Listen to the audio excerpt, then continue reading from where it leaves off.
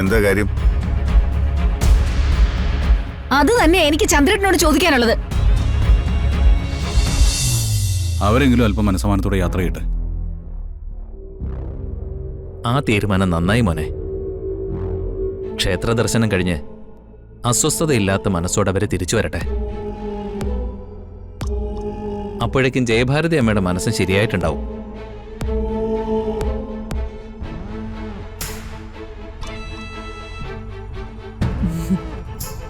ചെറിയമ്മേ, പാല്. നട്സ് ഇട്ടിട്ടില്ലേ? ഇട്ടിട്ടുണ്ട്. പിന്നെ നട്സ് കഴിയാറായി. പണിയെടുക്കുന്നതിനിടയില് നീ എടുത്ത് കുറയ്ക്കുന്നുണ്ടോ? ഓ, ഞാൻ തൊടാറില്ല. എല്ലാത്തിനും എന്റെ കയ്യിൽ കണക്കുണ്ട്, അത് മറക്കണ്ട. അല്ല, നീ വരുണിനെ രാധികയും വിളിച്ചിരുന്നോ? ഇല്ല, വിളിച്ചില്ല. അമ്മയുടെ കാര്യം അറിയിക്കാൻ വേണ്ടി നീ വിളിച്ചു കാണുന്ന ഞാൻ കരുതിയത്. പെട്ടെന്ന് സ്നേഹം പൊട്ടി മുളച്ചതല്ലേ? വരുണും രാധികയും അമ്മയെ കൊണ്ടുപോകുന്നതില് ഞാൻ എതിർത്തു എന്നുള്ളത് സത്യമാ. പക്ഷേ സത്യത്തില് അവരെങ്ങനെങ്കിലും ഇവിടുന്ന് പോയാ മതിയെന്ന് ഞാൻ കരുതിയിരിക്കുകയായിരുന്നു. അങ്ങനെ ശല്യങ്ങൾ ഓരോന്നായിട്ട് ഒഴിഞ്ഞു പൊക്കോണ്ടിരിക്കുക. വരുൺ പോയി, അമ്മ പോയി, ഇനി ബാക്കിയുള്ളവര് ഏട്ടനും ഏട്ടത്തിയും. ഹാ, വയസ്സുകാലമല്ലേ. അവര് തീർത്ഥാടനത്തിനിടയിൽ എവിടെയെങ്കിലും മുങ്ങി മരിച്ചാലും അതൊരു പുണ്യ. എത്രയോ പേരങ്ങനെ മരിക്കുന്നു. ഇപ്പോഴാ കൽപ്പനെ ജീവിതം ഒന്ന് പച്ച പിടിച്ചു എന്നൊരു തോന്നലുണ്ടായത്. ഇപ്പൊ കണിമംഗല ഉർവശി നിസ്സാരക്കാരിയൊന്നും അല്ല. എന്നോട് മത്സരിച്ച് ജയിക്കാൻ ഏതെങ്കിലും ഒരു പെണ്ണിന് സാധിക്കുമെന്ന് നിനക്ക് തോന്നുന്നുണ്ടോ? ഉണ്ടോ കൽപ്പനെ?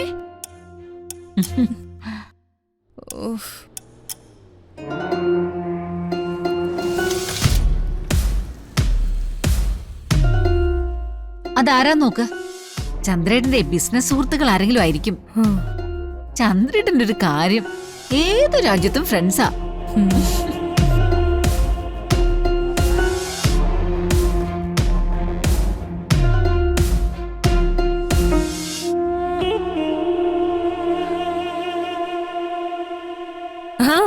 ചെറിയച്ഛന്റെ ഫ്രണ്ട് തന്നെയാ. എന്തിനാണോ കിട്ടിയൊരുങ്ങി വന്നിരിക്കുന്നേ? ഹായ് ഉർവശി, ചന്ദ്രു ഇല്ലേ? ചന്ദ്രു? ചന്ദ്രശേഖർ, കണിമംഗലം ചന്ദ്രശേഖർ. ആ ഉണ്ട്, ഇപ്പൊ വിളിക്കാം. ഓ, നോ പ്രോബ്ലം, ഞാൻ പോയി കണ്ടോളാം. ചന്ദ്രേട്ടൻ മുറിയിലായിരിക്കും. സോ വാട്ട്, ചന്ദ്രനെ ഞാൻ കണ്ടോളാം.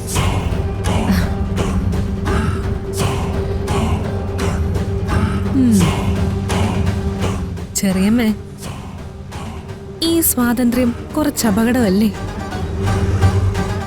അവര് പണക്കാരിയാ, ചെറിയച്ഛനെ സഹായിക്കുകയും ചെയ്തിട്ടുണ്ട്. പക്ഷേ എന്ത് കാര്യത്തിലും ഒരു നിയന്ത്രണം വേണമല്ലോ. ആ, സാധാരണ ഒരാള് കാണാൻ വന്നാ എന്ത് ചെയ്യും? ഇവിടെ ഇരിക്കും. കാണേണ്ട ആളെ നമ്മൾ വിളിക്കും, കാണും, സംസാരിക്കും.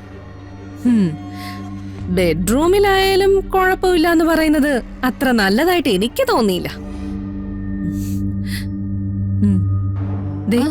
ആണുങ്ങളുടെ ജീവിതത്തിലേക്ക് പുതിയൊരാള് കേറി വന്നാലേ പണ്ടുണ്ടായിരുന്നവരുടെ സ്ഥാനം കുറയും. ഞാൻ പറഞ്ഞേ ഉള്ളൂ. ആപത്ത് വന്നിട്ടിരുന്ന് കരയുന്നതിനേക്കാൾ നല്ലതേ നമ്മൾ ആപത്ത് വരാതെ നോക്കുന്നതല്ലേ. ഈ വരവ് ഇന്നത്തോടെ ഞാൻ നിർത്തും. ചന്ദ്രേട്ടനായിട്ട് ബിസിനസ് ബന്ധം ഉണ്ടെങ്കിൽ അത് ഓഫീസിൽ വെച്ച് മതി. ഈ കുടുംബത്തും എന്റെ മുമ്പിലും വേണ്ട. ഇവിടെ ഉർവശി കഴിഞ്ഞ ആർക്ക് സ്ഥാനമുള്ളൂ. അത്രേ ഉള്ളൂ, അത്രേ ഉള്ളൂ. അത് ഞാൻ ഇന്ന് തന്നെ അവൾക്ക് മനസ്സിലാക്കി കൊടുക്കും. നോക്കി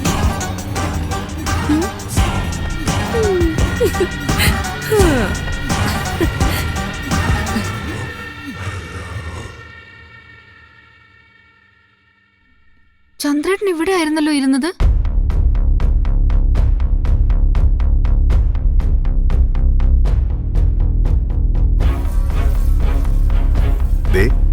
സാറേ, ഈ ഡ്രസ്സിൽ കാണാൻ നല്ല ഭംഗിയുണ്ട്. ഓ, സോ സ്വീറ്റ്. ഞാൻ വെറുതെ പറഞ്ഞല്ല, സാറ നല്ല സുന്ദരിയായിട്ടുണ്ട്. ഒന്ന് പോ ചന്ദ്രേട്ടാ.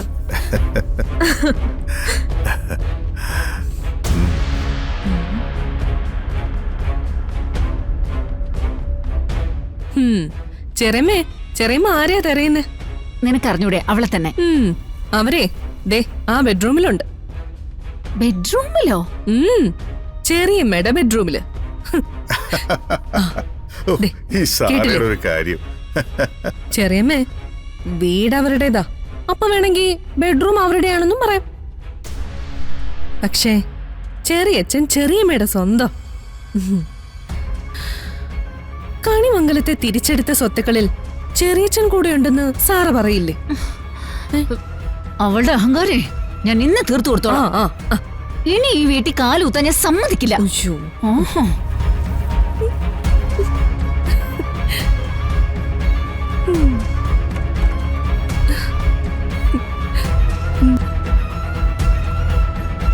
ചന്ദ്രേട്ടാ,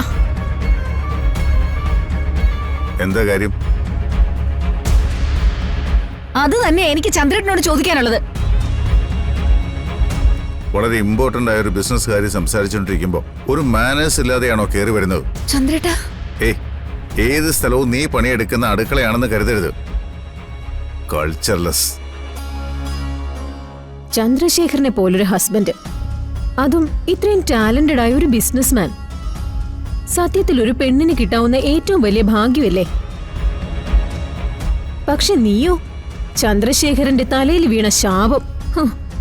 ഒരു വീടിന്റെ 4 മുറികൾ മാത്രം പരിചയമുള്ള ഒരാൾക്കേ ഇത്തരം ഒരു വൃത്തികെട്ട കോംപ്ലക്സ് ഉണ്ടാകത്തുള്ളൂ.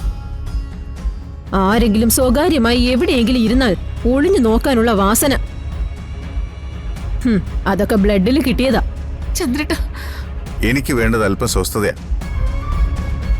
എന്റെ ഫ്രണ്ട്സ് വരുമ്പോ അവരോട് മാന്യമായി അല്ലാതെ പെരുമാറാൻ പാടില്ല. ഇനി ഒരു തവണ ഇങ്ങനെ എന്തെങ്കിലും ഉണ്ടായാൽ എന്റെ സ്വഭാവം മാറും. എനിക്ക് ഉർവശി ഒരുപാടൊന്നും പറയാൻ പറ്റില്ല. വിദ്യാഭ്യാസം ഇല്ല, പുതിയ ലോകത്തിന്റെ രീതികളൊന്നും അറിയില്ല. ജനിച്ചു, ജീവിക്കുന്നു, മരിക്കുന്നു. അല്ലാതെ സൊസൈറ്റിയിൽ എന്തെങ്കിലും അടയാളപ്പെടുത്താൻ നിന്നെ കൊണ്ട് പറ്റുമോ? Never. Chandru, I am really sorry. നിങ്ങളെ നന്നായി മനസ്സിലാക്കാൻ പറ്റുന്ന ഒരാളാവണമായിരുന്നു നിങ്ങളുടെ ബെറ്റർ ഹാഫ്. മതിയായില്ലേ നിനക്ക്? തൃപ്തിയായില്ലേ? ചന്ദ്രശേഖർ, സത്യത്തിൽ നമ്മുടെ ഫ്യൂച്ചർ പ്ലാൻസ് പറയാനിരിക്കുകയായിരുന്നു. Now I am totally mood off. നമുക്ക് പുറത്തെവിടെയെങ്കിലും പോയാലോ? ഏതെങ്കിലും റെസ്റ്റോറന്റിൽ ഇരുന്ന് സംസാരിക്കാം. ഇവിടെ എന്നെ കൊണ്ട് പറ്റുന്നില്ല. സാറ വരൂ.